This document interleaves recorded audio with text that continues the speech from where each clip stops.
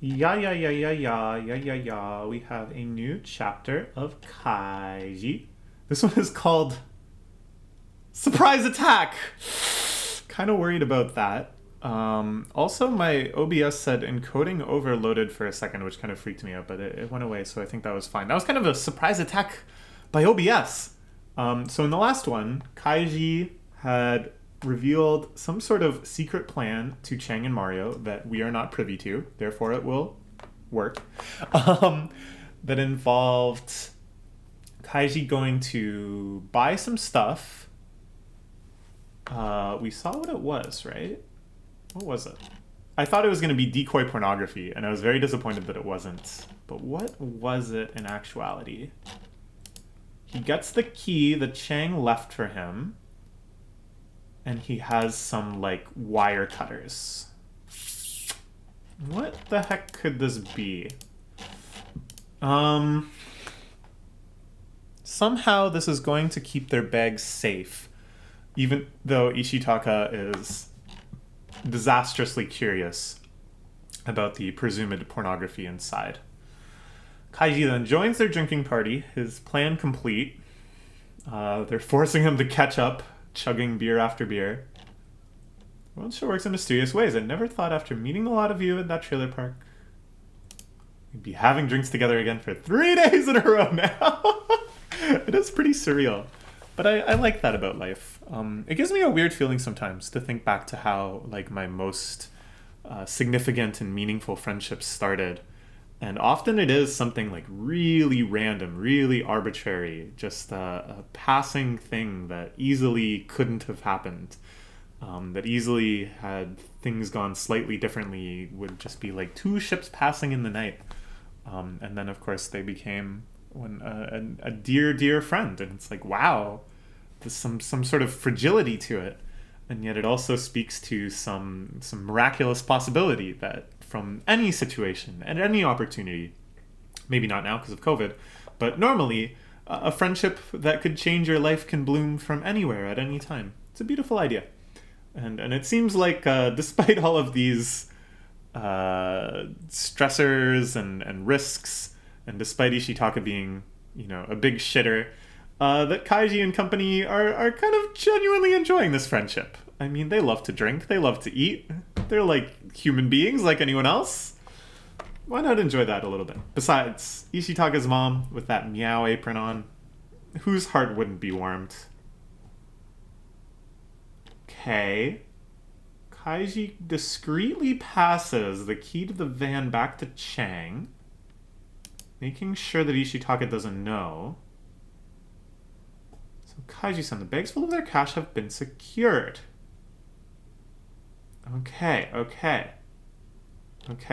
They all confirm things are good. They don't want to say any of this out loud, of course. They're kind of scheming behind Ishitaka's back. But here, is this a surprise attack? Where was it? Oh, Kizaki with the surprise attack. I guess maybe feeling a little slighted that Kaiji is out running some mysterious errands when, of course, the drinking party to him is of tantamount importance. And it seems like Kaiji is really unprepared for this surprise attack. This is quite the troubled expression we don't typically see on him, even during, like, life-defying gambles. It's either, like, a dangerous face, or warped in despair. But just this kind of, like, sniveling, like, where did I go again? Kaiji is, oh, but Ishitaka with the surprise defend! Drop the boorish questions, you boneheaded simian. So Ishitaka, I think, assumes that Kaiji was out buying porn? Because in his head, Kaiji is like this porn addict with the most depraved taste imaginable that even during this brief interlude at Ishitaka's house is obviously stewing to go get the latest porn mags and doujinshi and stuff. So I think that's why he's defending him. So now the porn weakness becomes the porn strength? Maybe? Didn't even a shred of humanity to understand. He didn't even tell Chang-kun or Mario-kun. I see, I see. That's pretty good. That Ishitaka has pieced it together from the fact that Chang and Mario wouldn't say. They claimed they didn't know, of course. Instead of saying, oh, we can't tell you. And based on that, based on the fact that Kaiji apparently didn't tell them, oh, it's gotta be porn. He was gone like that for 6 or 7 hours. Do you really even need to ask? There can only be one thing. If it's not porn, then maybe he's implying that Kaiji went to a soap land, some sort of sex work type thing. So I can't get over this. Like, in so many ways, this is playing out like a typical Fukumoto arc. The layers of knowledge, the plotting, the deception, the risks. And yet, it's all oriented around both this guy's kind of sad, regressive family life and also tons and tons of pornography and other lewd adventures. It's crazy. It's a fun one. Fukumoto is really enjoying himself in this saga, I think. Yeah, he must have been at a soap land. Of course. And he says it. He says it out loud. Totally defeating the purpose of his defense of making Kisaki drop the boorish questions. He provides the boorish answer right away. That makes sense. Oh, but there is more. The fact that he didn't even invite his friends along, that he went to see something pretty greasy. And he went to see who's so bland.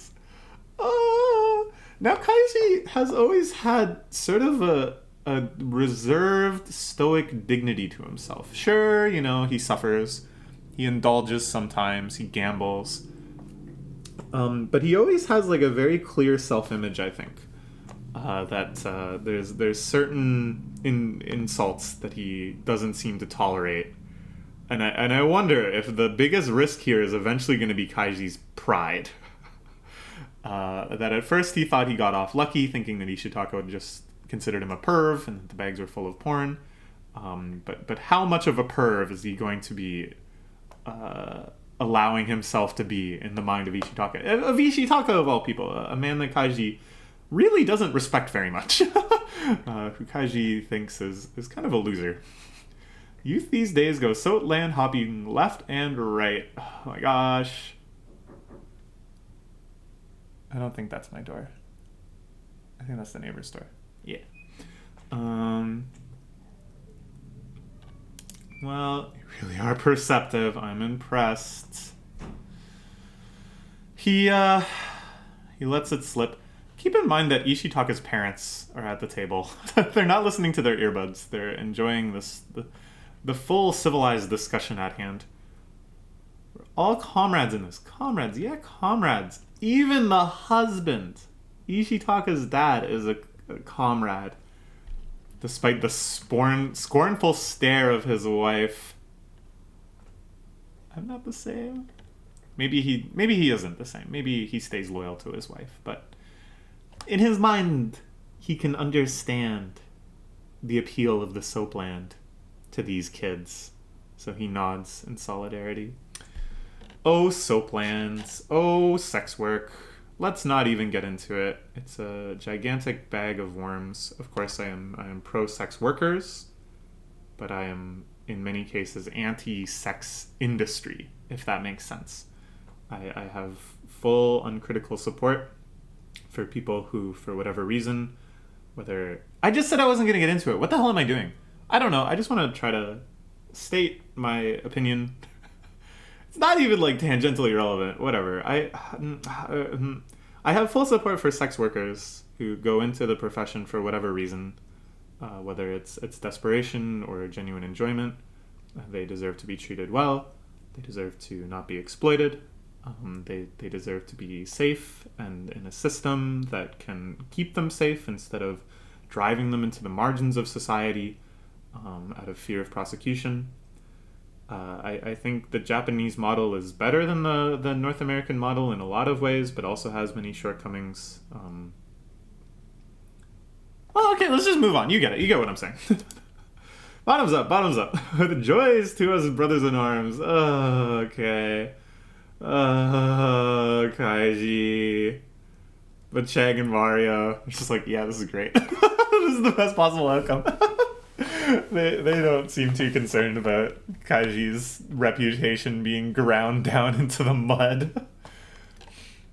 I don't know. Should you be ashamed if you take advantage of sex work services? I don't think so.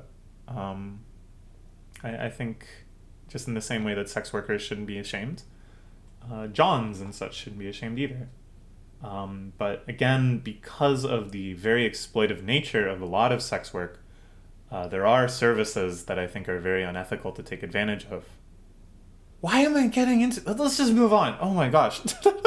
This doesn't have to be some gigantic societal moral lecture.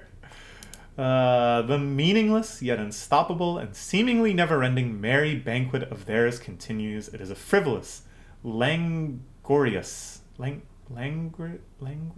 That means like languid, but I don't know how to pronounce that form of it. Laid back, lingering moment of happiness. From beer to sochu. Ooh. Unwittingly transitioning from water-diluted drinks to rocks drinks. When they came to, half their members had fallen. Oh, man. This is a very interesting close-up. Okay, first off, I just absolutely love the page and paneling and all of these shots and just pure Fukumoto magic. And this is a common Fukumoto thing. Reminds me of the Coen brothers, actually, of just kind of first showing the people and then showing like areas of focus or kind of like telling a story just through close-ups, almost like a comic, the way their movies are made. And here the comic is almost like the movies. The zoom in on the beer, and then the harder liquor, and then this shot of Kaiji's fingers.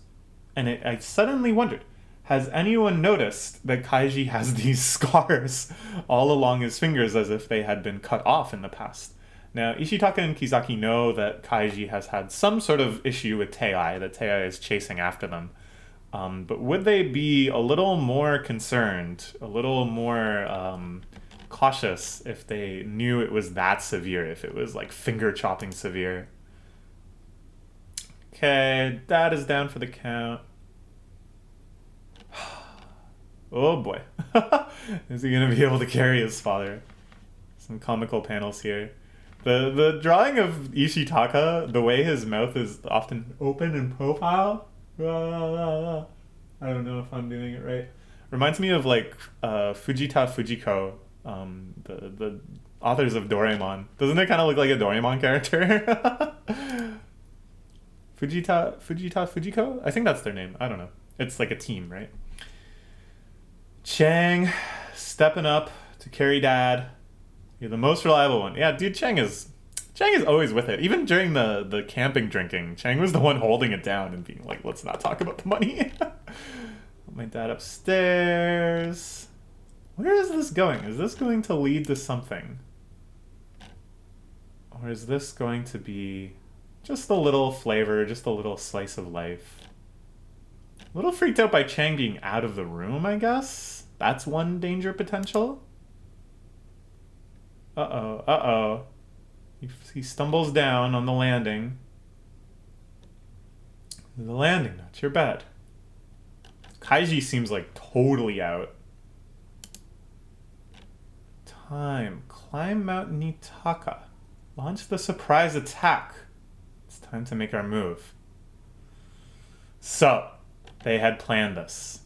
They had planned this from the start. Get the trio drunk. Some excuse as soon as Chang is out of the room because they know they can't defeat Chang. It's time to attack the van. It's time to see exactly what it is that's in Kaiji's FAP folder. Okay, exciting. But exactly what kind of treasures are concealed within those bags? Yet again, Fukumoto taking much delight in this selection of fake porn bags. This one has a nipple.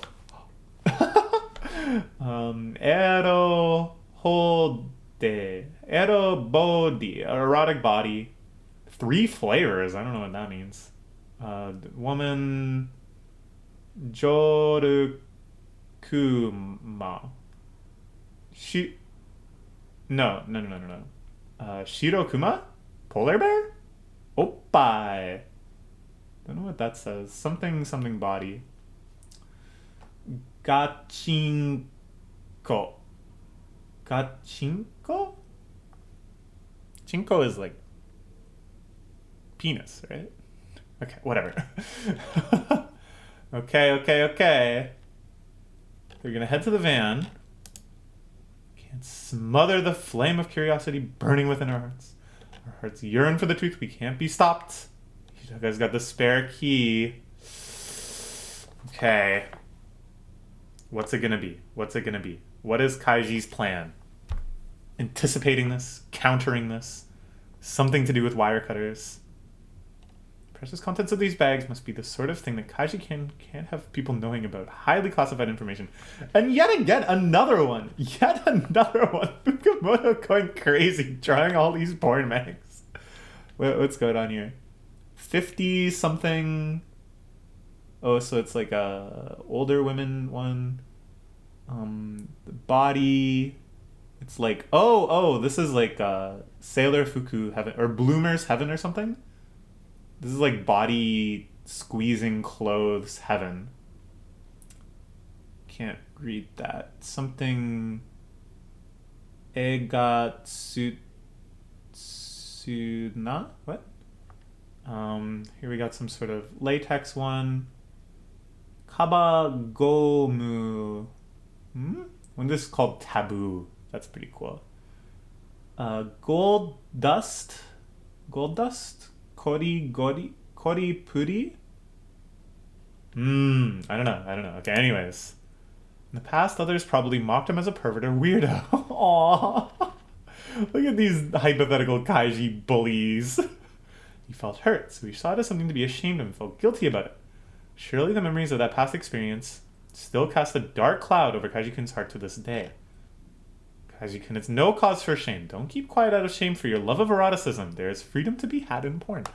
This is actually becoming kind of a beautiful message. And again, not to get into the whole thing, but nearly everyone has some sorts of fetishes. Nearly everyone has some aspects of their sexual preferences that they think they don't share with the common populace. And the vast majority of those people feel some amount of shame about it, some amount of hesitancy in being open about it. And I'm not saying that people just go around being like, hey, you seen any good movies lately? You into this? You into that? You watch any good porn? Not that I think it needs to be that open, but it shouldn't be causing people pain either. It shouldn't be causing people this fear of being exposed. And often fetishes can point to like trauma, can point to paraphilias, sexual appetites that can't be healthily realized, and can only really be explored in porn. It can reveal an interest in porn that is unethical to create. And all of these things are best addressed by talking to someone about it, by going to therapy about it, by coming to understand like where it is in you and why you have that sort of drive, and making sure that you don't do something you regret or fall into like self-loathing or any number of other issues. This is my take. This is my feeling.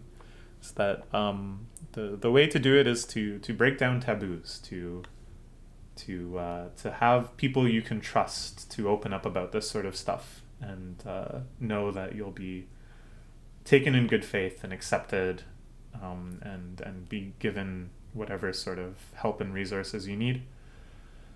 Or you just have a good time because you find that there's other people into the same thing you are, and it's a blast.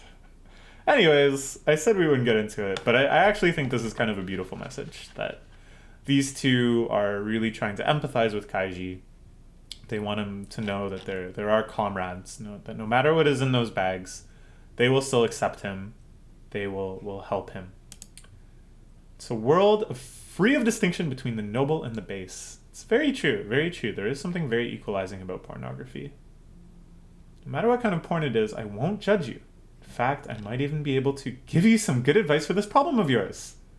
I'll come to the rescue of these lambs who have lost their way. I'll show you that this intrusion is for your sake, Kaiji-kun. Just leave them be, Saw. I mean, really, this is so far over the line. If this is his true intent, he could have just come at it with that angle, speaking to Kaiji, instead of just barging in and totally invading his privacy. But it is what it is. Some very lewd ones here. Kind of too lazy to puzzle out what they say, but yeah. Yeah, I don't know. Let's see what happens in the next issue. I'm very, very curious what Kaiji's countermeasures are. It doesn't seem like it's decoy pornography. Very disappointing. Okay, bye-bye. Thanks again, as always, to Fukumoto Crazy. Really enjoying this arc. Bye-bye.